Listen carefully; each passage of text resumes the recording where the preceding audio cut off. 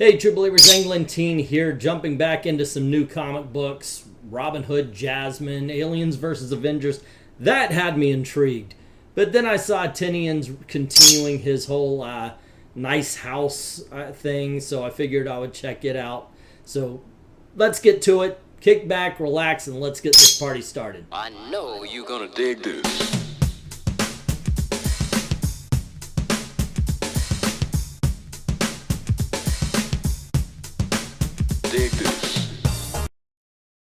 And the first one up is James Tinian's Nice House by the Sea, issue number 1.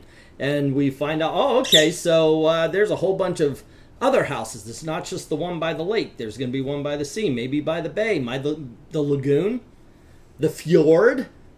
All the possibilities, ladies and gentlemen. The pond. There's a nice house by that pond over there. Anywho, I started reading this, and here's the thing. He introduces all the characters the same way with little blocks that kind of like a baseball card, tells all the information.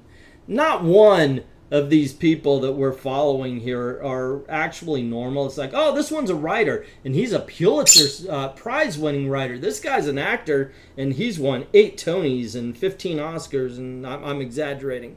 But you get the point. This is not normal people we're watching. You know, these are not like, oh, this guy's an actor, kind of, but really he's a dishwasher at the local Red Lobster. You know, there are no down-to-earth people here. And Tinian writes them that way. These are not people you want to sit around and have a conversation with. And it always surprised me when we get characters like this. I'm not saying never write a character like that, but you do have to make them relatable. You do have to make them likable. And unfortunately, I don't think he succeeds in doing that.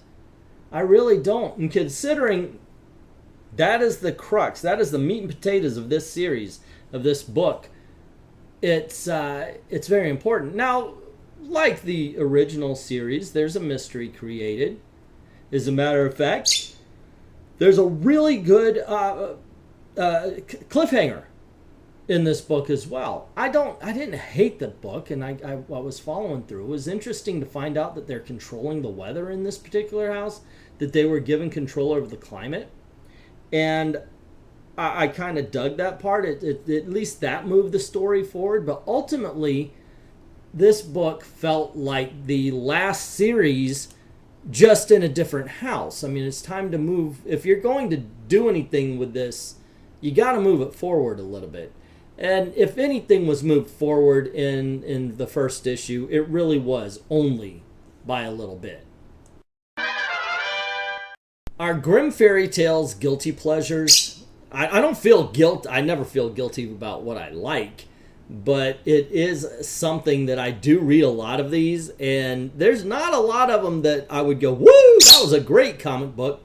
But at the by the way, Pistachio is with me here, as you can probably hear very loudly. But I've never thought one of these books were great. Oh my gosh, I gotta get that. Oh my, I can't wait for the next Grimm Fairy Tales. I never was like that, but every time I've read one, they've at least been entertaining. I gotta say that. And yeah, you gotta contend with the cheesecake factor and everything. All of the characters are gender swapped at some point, but overall, I don't think that hurts. I really don't. You're not going to get Shakespeare when you read this. It's not going to change your life or anything. But at the very least, and in this case, we get Jasmine and we get Robin Hood. Robin Hood is chasing a guy who... they're after the MacGuffin. And the bad guy has a blue djinn, kind of like the genie from the movie Aladdin, in his control.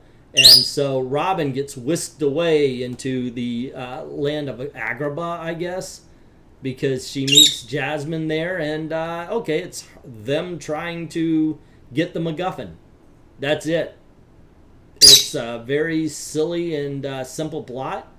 It's entertaining for a while you read it, but overall, it's very forgettable, and after you put it down, I don't think this is one to pick up again. Second verse, more of the first, I could say, about Nice House by the Sea. Number 2. This is actually why I picked up number 1. As I saw it was out, I went, okay, yeah, I guess I'll start at the beginning. We find out that the lands are, the sea is connected to the lake.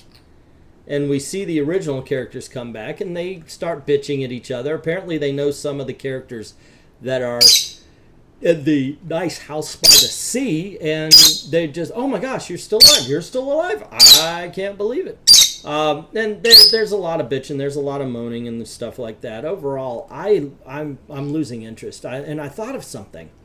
Here's one of the greatest flaws, by the way, of the Nice House series.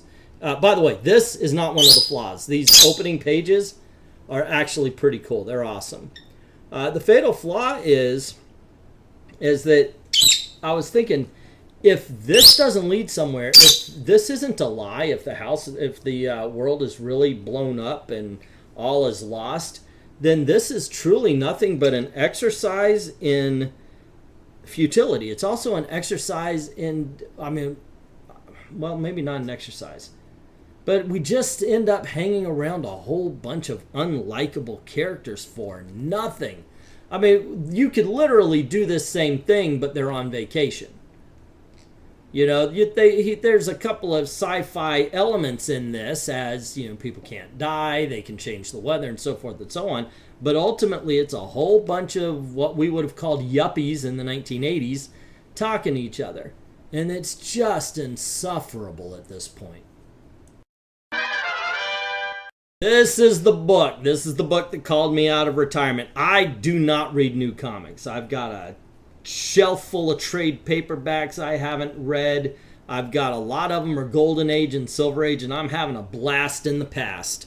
So I haven't picked up a new comic, but I saw Aliens versus Avengers. I had to go check it out because I was thinking, well, that's a 5-second battle. Iron Man flies up over their jump radius or whatever, and aliens dead. Simple. So how are they going to deal with this? Well, they aged the Avengers up. Now, I don't understand how the aliens could have defeated the Earth. Seriously. Not with the Avengers, not with the X-Men, not with all the other superheroes on it. So you really have to kind of just go with it. Now, what they were suggesting, maybe they do actually give you a reason why, because aliens are able to infect anything. Therefore, if they infect the Hulk, you get Hulk alien, you know, that kind of thing. But I did like the fact that we come to the Avengers and they're all aged up, so that's going to give it a bit better of a battle. And overall, there's a lot of, well, this is how this happened, and this is why this happened, and this is what we're going to do about it. So there's less intense action than I would have wanted. Perhaps that's coming in the later episodes, issues. That being said, I like the aesthetic. It kind of does resemble an Aliens movie. It's got that blue hue and everything. Overall, I'm willing to see what comes next. Not the greatest book in the world, but it's definitely not the worst either. I know I'm late on this one. Heck, I've read them. I want to review them and talk about them because, you know, sometimes you read the bad ones. But this one isn't exactly bad. It's written by Jeremy Adams. It's Flash Gordon #1. We start the whole thing off. We know who Flash Gordon is. Everybody knows who Flash Gordon is except for him and the people around him. So we're kind of waiting for everything to catch up. At the same time, we're kind of get plot points. What's going to happen? Let's do a little bit of world building. Where is Flash Gordon today versus any of the past adventures we may have heard of? Perhaps you're more familiar with them in the movie than you are the comic strips or the comic books. But this is all trying to bring it together as he's trying to remember that, hey, wait a second, I'm the heroic type. I need to get out and save people. It was a little bit more bloody and violent when everything started going than I expected. It's a very fun comic book. I'm actually willing and able to... Willing and able. I'm able, but I'm willing to see where this ends. I want to follow this character now. I found out that they did a Defenders of the Earth as well, so I want to go check that out. So Jeremy Adams so far has proven to be a good writer, somebody who can craft a good adventure. I think he did that as well here. You can see it by the pages going by. The art is pretty strong. The art is pretty strong as well.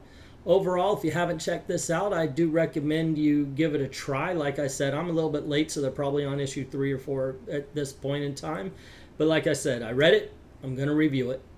So there you go, gang. Those are the reviews. What do you think? Did you like something more than me or like something less than me? Let me know in the comments below. But for now, I'm going to put these in order of from worst to best. Coming in at number 5 has to be A Nice House by the Sea, number 2. The character's just pretentious.